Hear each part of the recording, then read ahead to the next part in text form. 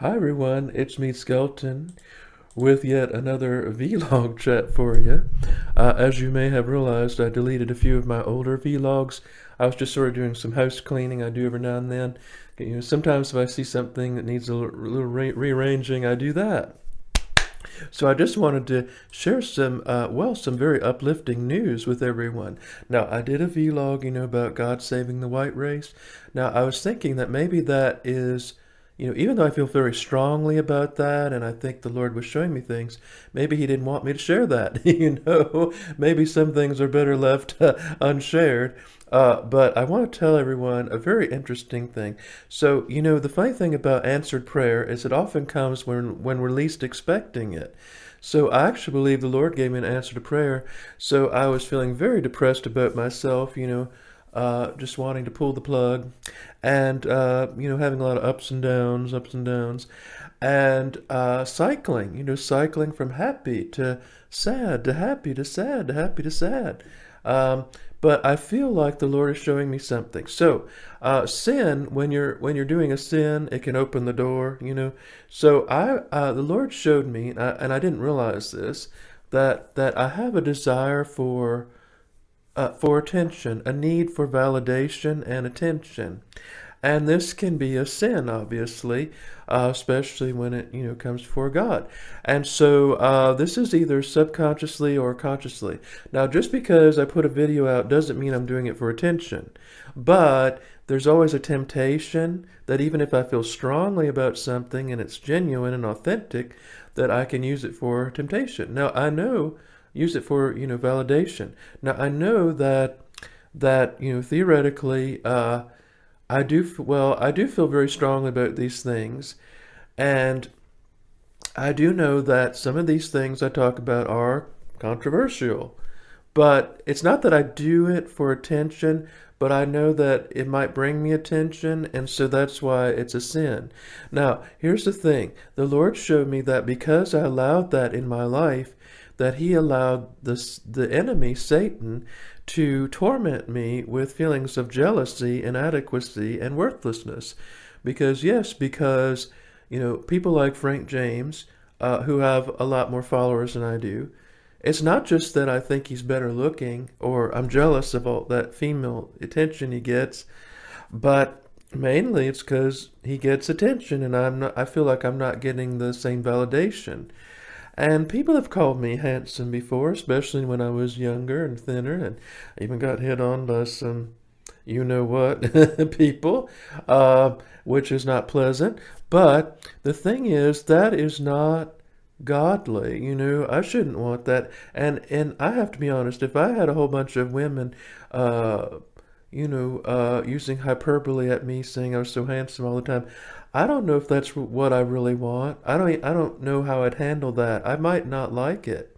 I think that's what I want, but I don't think it's what I want. And what all boils down to is that because I wanted this attention or validation, Satan was using that to make me feel worthless about myself. So that the sin of wanting that, making it about me, making it almost an idol. So I became jealous. I became jealous and envious of other people.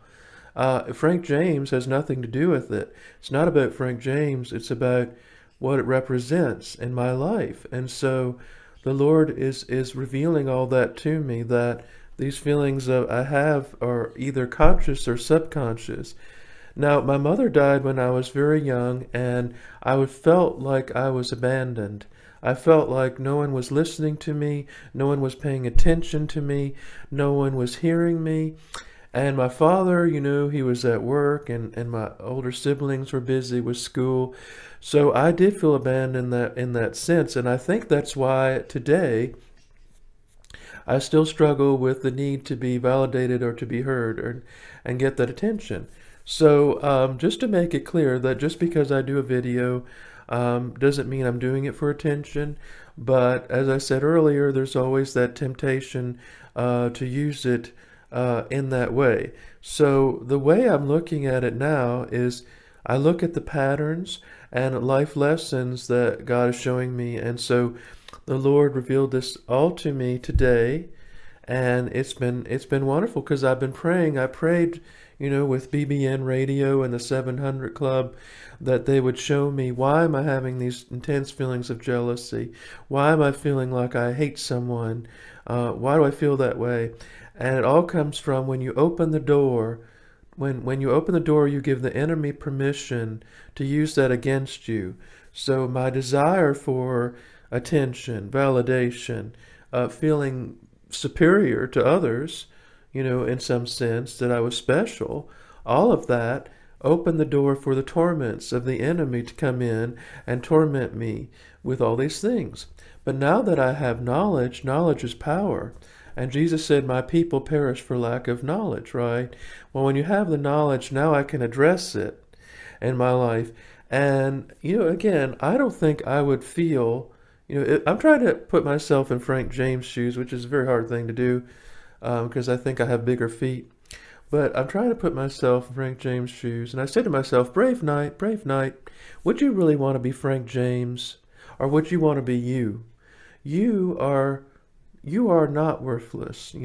You're not a bad person. And just because Frank James has this, popular YouTube channel and you don't, doesn't mean that no one likes you. It doesn't mean that you're worthless.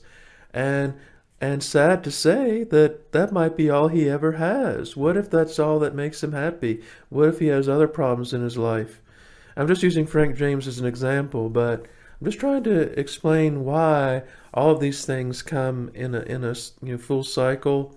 Like when you see the patterns and you start to understand that all these things are working against you. So another verse I remembered, or something in the Bible, says that every day we choose life or we choose death. Well, every time I get jealous or envious of someone, anytime I feel the need to, get angry about that situation, I'm choosing death. I'm not choosing life. But it was so hard for me to relinquish these feelings of inadequacy, when I thought that my appearance is everything and that's all that will bring me happiness. Looking at it, from a realistic standpoint, there's really nothing wrong with my face. Realistically, I'm just fat. And if I lost weight, I probably would be considered more attractive. But that's a hard thing to do, and I'm working on it right now. So I can work on that and better my health. But even that, I shouldn't expect it to bring me happiness. And I was wondering that if being obese, being overweight, was a cry for help. Maybe people that are overweight, maybe they're not getting attention. Maybe they feel they're not being heard.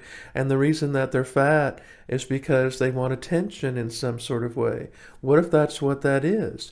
And once they learn what that is, maybe then they can address it and change their patterns. And so they realize that they don't need to be obese to be heard in an ironic sort of way, because obviously, usually being overweight brings negative consequences. You get judged, always. Obese people that are overweight, get judged. They get, people assume that they must not have any self-control at all.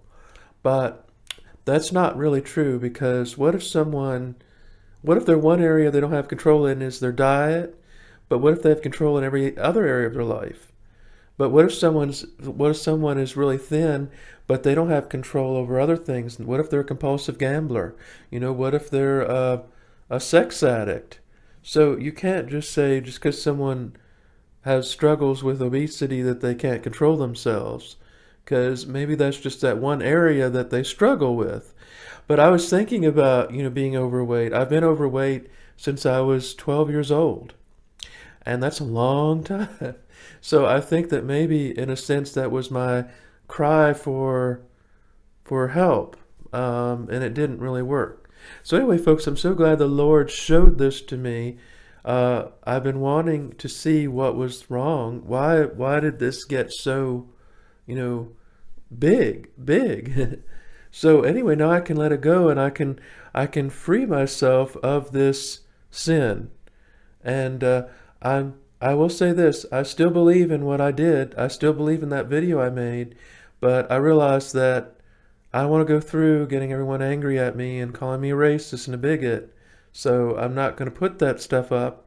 You know, if I do, it'll be on another platform. But I just, I'm compelled to share what I feel. But I do know that some of it is controversial, and controversy brings attention. And I knew that when I had a Tumblr. I knew it when I was on social media.